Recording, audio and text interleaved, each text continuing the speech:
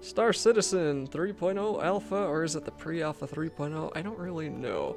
So I've made a couple of videos for this game so far, and I think one of them was back in 2.6 or something, and a lot has changed since then. Mostly I'm trying to see if I can actually record this game and play it at the same time, and interestingly, even though there wasn't an update, it seems that this game is actually running closer to 30 FPS, and normally it was getting closer to 20, so I don't know what they did there.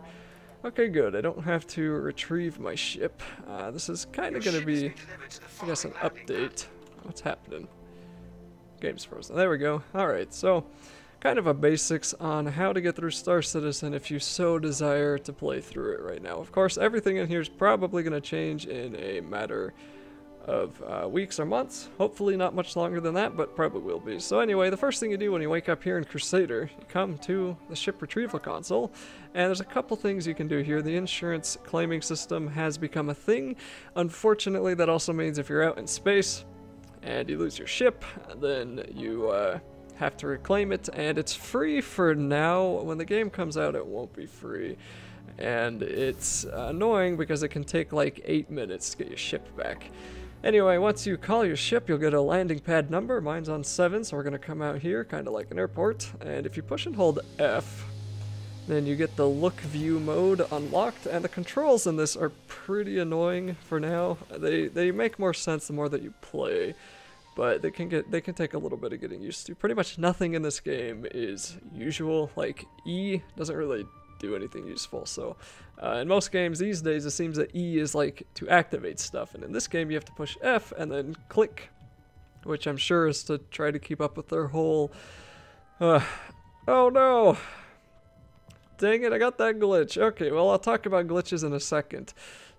Anyway, I guess the whole push F to look around is to keep up with their realism setting. T brings on your flashlight. Now, if you notice, my ship is missing its doors, and that's a problem because I can't get in there. And even if I could, I have gotten in there before. My, what is it called? My pilot seat is missing. So what we're gonna do is come back, and now we have to show you what the insurance claim system looks like. So we're gonna come in here. Also, something that's a little bit weird, if you move your scroll wheel, you move faster. I don't really know why that is, but you can move really slow if you slow down, as we see there, moving pretty slowly, and I can move really fast. I also want to say that I'm playing this on medium settings, which don't seem to make a difference no matter what I set it to, and also in 1080p windowed mode. For some reason it runs better in windowed. Alright, so here we're going to click on claim, and as we can see, our countdown apparently doesn't exist, but our insurance fee doesn't either. We're going to file a claim, and that says an hour. Let's just expedite it, and then we're going to have to wait 8 minutes. So I will be back in 8 minutes when my ship has been retrieved. I guess while I'm waiting, I can actually explain a couple of other things. First of all, if you want to see the very cool controls menu, just come on here into the options menu and click on key bindings. Make sure you're in the on foot mode, and you get a pretty darn awesome representation of what all the controls are. So that's kind of cool. This doesn't help all the time. There's going to be a couple of controls you may be wondering where the heck they are that were easier to do in the previous versions, and for some reason they made them harder in this one. Hopefully they fix that later on. Flight controls, a few more things there. Most of the big flight controls are just like the hostile targeting and also launching your missiles. I don't know if we're going to see any combat in this video. I may do that, but I don't know. I may do that for another video too. And if we push F1, we get the all-important Mobiglass, and I don't really know why they designed it this way too. I think a lot of this stuff is a placeholder, so that's kind of a good thing. But mostly the fact that this has like no backdrop makes it really hard if, say, your flashlight is on. Okay, it's not doing it now. My flashlight's actually turning off. Well, that's just this game for you. Anyway, if you're in like a bright environment, this thing's impossible to see. And even this light right here, that will mess it up sometimes.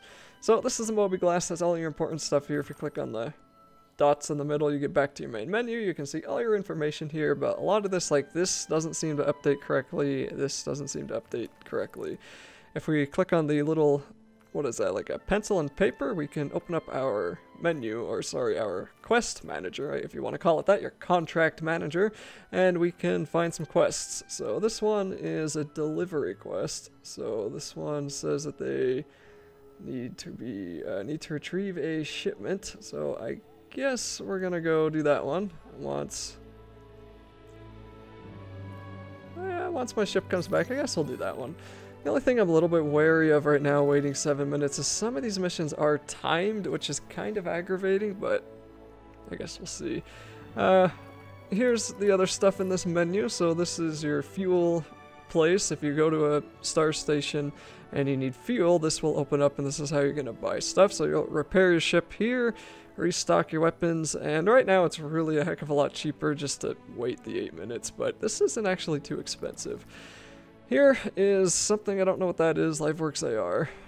Modify ship port equipment. I don't have anything for my ship, so we're not going to worry about that. Your journal has some interesting information you might be able to read through. If you're playing this on an even lower resolution, some of this text is ridiculously difficult to read. I hope they improve that. Hopefully they will. Then we get the pretty terrible star map, and this is supposed to be a placeholder. And that being said, it is still a lot easier to use than Elite Dangerous's star map, so I guess that's got that going to it. If you push go to my position down here, that'll bring you to where you are. We're in Port Olisar, and here is the planet Crusader. I think that's a big gas giant. Our quest is out there. I'm going to talk about that when I'm in my ship, just so things aren't too confusing. And let's see what else is here. Equipment manager, so if I had weapons and stuff, which I don't think I have any, it looks like I actually might have one. Huh, look at that. I have a pistol. And that's unequipped. Oh wait, that's in use. Well, why hasn't that been showing up when I'm out there in the... Whatever. I must be pushing the wrong button. Anyway, so there's your loadout menu, basically. And here's your ship menu, so you can see your list of ships here. And we can adjust a couple of stuff if we have anything else. That's my EOS, whatever that is, quantum drive. So yeah, that's cool, I guess. You'll probably want to play around with this on your own. Then of course the contact manager. If you have friends, they sometimes show up here, sometimes they don't. More importantly, this is just to get landing permission if you come back here to Port Olisar without dying, that is.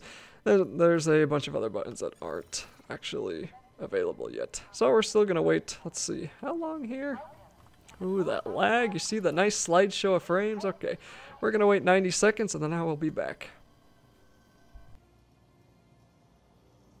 Alright, my glitched ship is back. Let's see. Hopefully this will fix it. Usually... That was annoying. AO5. Usually recalling it fixes it. So we want to go this way to 5. So there's my ship. You can always see that on your counter. And there it is outside. Looks like the doors are in fact on it this time. Good to know. And let's head on outside again. I just did this, but that's okay. And you'll want to make sure your helmet is on. If you push F4, you go into third person mode. And it should be on. Sometimes it isn't. And I don't really know how to equip it anymore. But I remember one time it wasn't on. And I died because of it. Alright, so now I'm gonna try to get in here as quick as I can, because last time I let somebody in, I flew off, he shot me, and then he took my ship, but there was a little bit of redemption because I tracked him down because it showed me where my ship was, and then I killed him, so that was also pretty funny. But right now, people can't take your ship anymore, so that's a big improvement, but they can kill you and then take it if you're out there flying away from here. So here's my pilot seat. I guess I'll turn the flashlight back on, and here's the gunner. So this was actually updated from the last video I made of the Cutlass. They've been redesigning this ship like 38 times. I don't really know why they're so unhappy with it. 2 beds, I guess that's cool. Don't know if those will ever go to use. And pilot, co-pilot seat. So we're gonna get in here. I'm gonna turn off my flashlight because you can't turn it off when you're sitting down. Once again, push and hold F and click on it.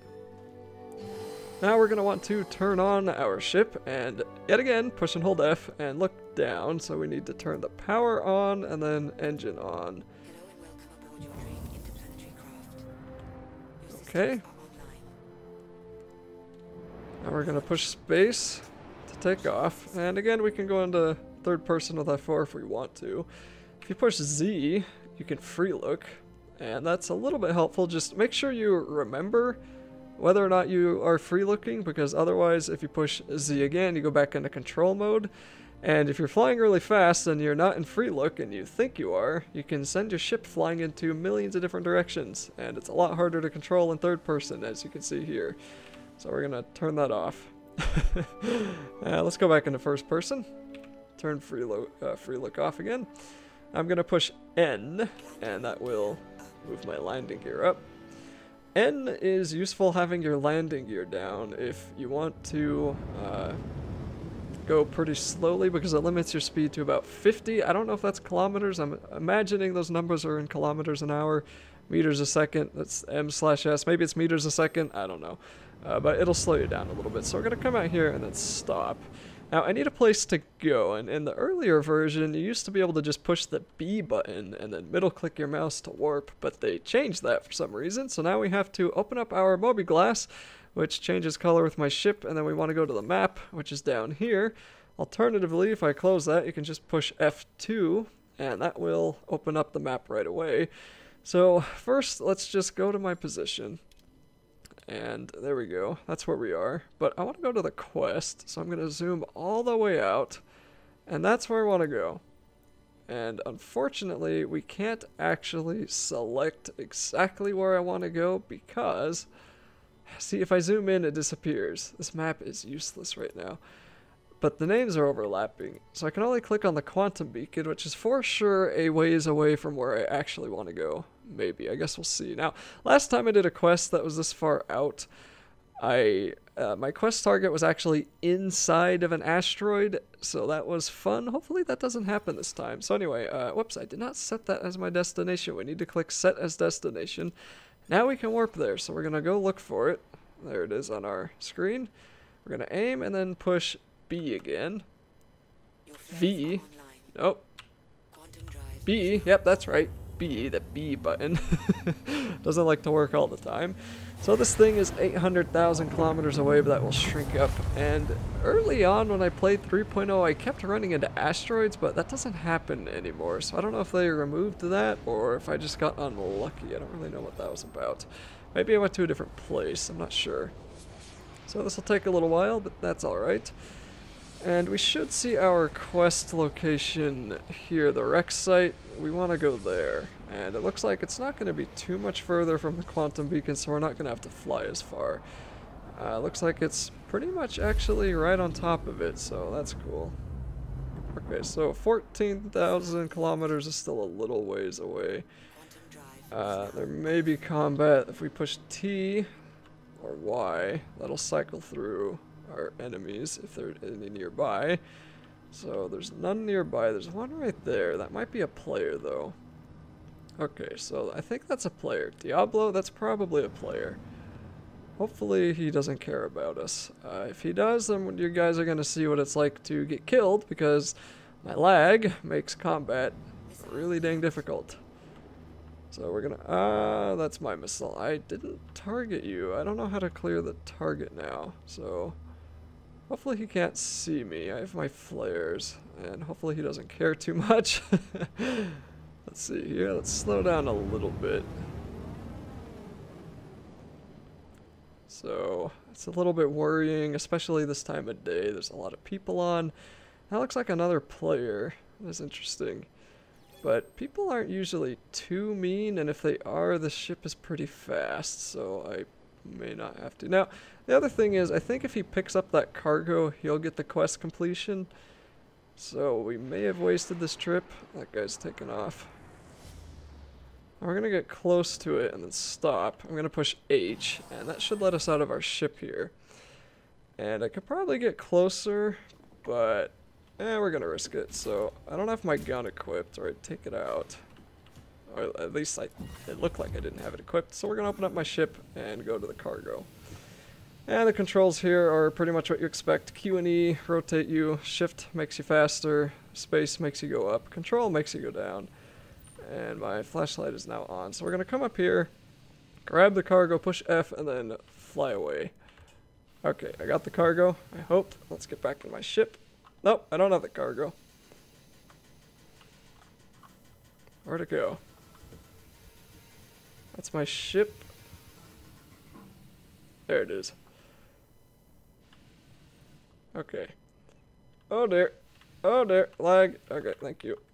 Pick it up. There we go. That's what I meant to do.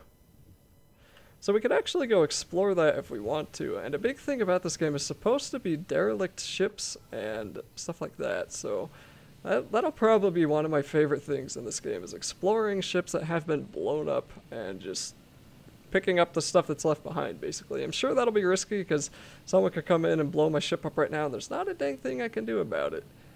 But it looks like that other Cutlass doesn't care too much. Uh-oh. Yep, that happens sometimes. Gravity somehow happens when you go inside a ship like that. Okay, good, I'm still using it. Oh, don't glitch already. Well.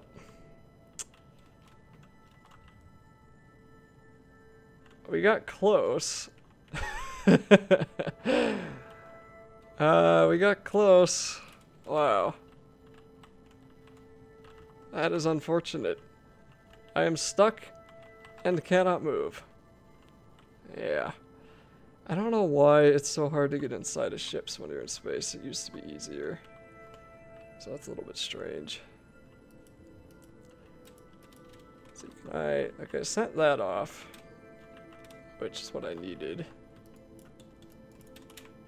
But it doesn't matter, I can't move. So that's great. I was kind of hoping this would be a successful video. I would have gotten 100 credits for that, but it looks like it's not going to happen.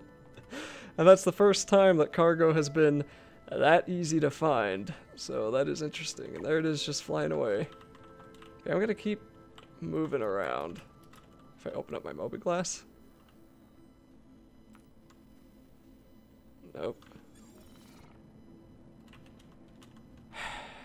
I think someone needs to, like, come and just move my ship, and I'd be okay. Alright, let's turn around. Maybe I can get out. Push and hold shift. Nope. I'm stuck, and I don't know how. I'm not even, nothing I'm doing is like, I'm pushing E right now, it should be moving me to the right, but for some reason I'm going in circles to the left. Shouldn't that cargo be infinitely moving that way since there's no resistance in space? And this is gonna make somebody seasick. That is interesting. Let's, nope, that's not any better. What am I even stuck on? I'm just floating on nothing. I think the game thinks that I'm in the ship. Alright, well, it was a good attempt. That's been my experience with 3.0, unfortunately. Just, I finished 2 missions of the, like, 15 that I've started. And either turning them in is glitched, or this stuff happens. So I don't think I'd consider it a playable game just yet, but it's getting there, and it's pretty darn cool. And this is just gonna get faster, isn't it? So, especially for the Cutlass pack, which is like $110, I don't think it's worth buying yet. I would definitely wait probably 10 years until this game becomes mildly playable. Maybe we'll get a 5 frame per second update around then.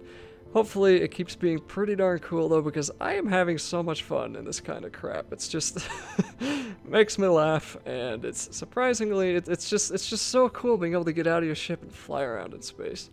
Anyway, I was stalling there hoping that maybe I would get undone, but looks like I'm just going to infinitely spin. That's going to be it for this video. I'm going to try some other stuff. I'll be back if it works, but if not, I'll see you in whatever the heck I decide to record next.